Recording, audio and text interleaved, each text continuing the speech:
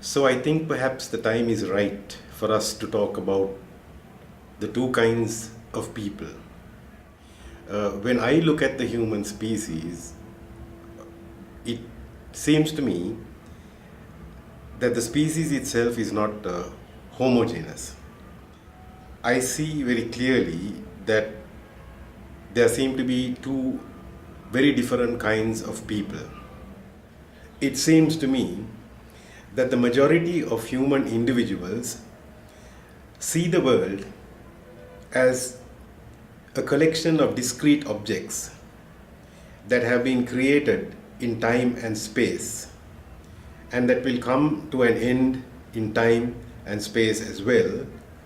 And they see themselves as autonomous entities who have also been created within time and space and who will also come to an end in time and space as well.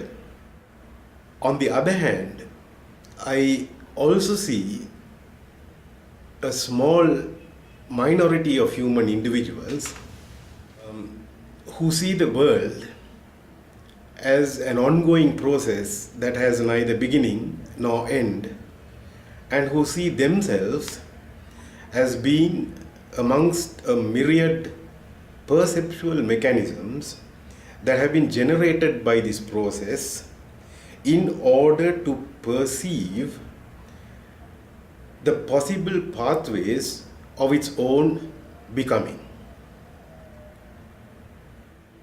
So, what I see is that the human species itself is not homogeneous, and that there are these two very different types of human individuals who make up the human species. And I also see that these two very different types of human beings have, perhaps from the time of their evolutionary emergence, been doing very, very different things. When I look at the majority who see the world as a collection of objects, I see that they have generated the global civilization that prevails today.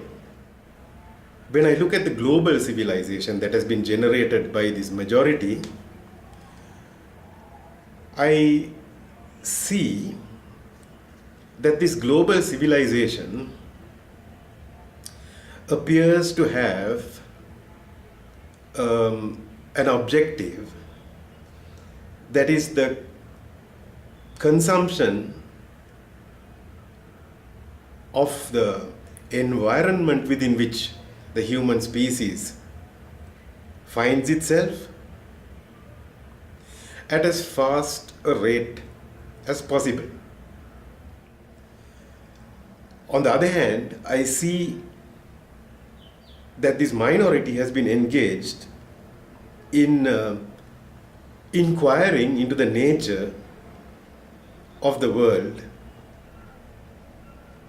and inquiring into the nature of life and what it is to be human. And I see that they have been engaged in trying to relate to the environment, to their environment, of which they see themselves as being a part, in ways that conserve the environment rather than consume it.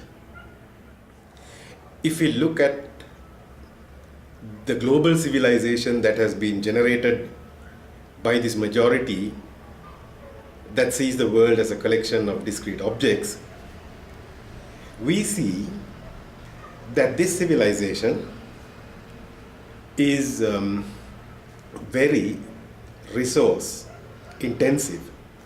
It consumes resources at an increasingly rapid rate.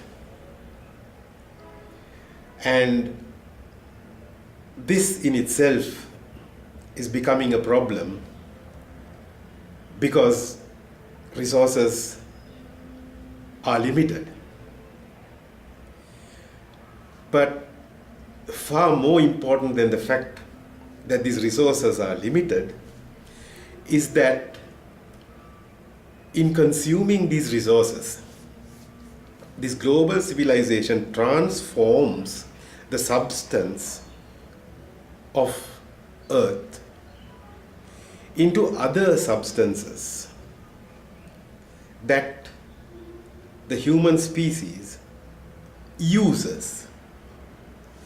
And these substances into which the world is being converted by this global civilization are toxic not only to human life but to life as we know it on Earth.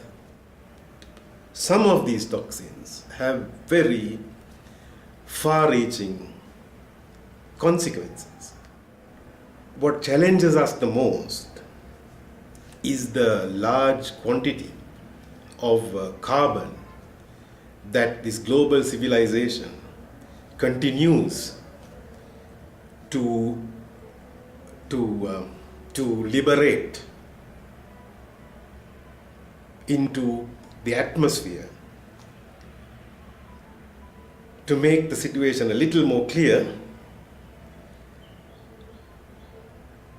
the global human civilization extracts carbon from the lithosphere, where it has been sequestered for millions of years, and in using this carbon to generate energy, it liberates carbon dioxide into the atmosphere. So, the carbon that has been locked away in the lithosphere, that is to say, under the earth, is being taken out and thrown into the atmosphere, into the air, so to speak, in the process of our using it to generate energy. We all know that carbon dioxide is not something that we can actually breathe and live in, but that is not really the problem. The problem is that carbon dioxide absorbs solar energy and prevents it from going out into space, and it sends that energy, it holds that energy in the atmosphere, and it radiates that energy within the atmosphere, causing the surface temperature of the planet to rise with various consequences. The most serious of consequences that we can anticipate, this is a process that takes a long time, so it is not something that's likely to happen tomorrow, but we can certainly anticipate it. We can anticipate that the global temperature rises to a point where the human species cannot survive anymore, and this temperature rise can continue until it becomes a threat to all life as we know it on Earth.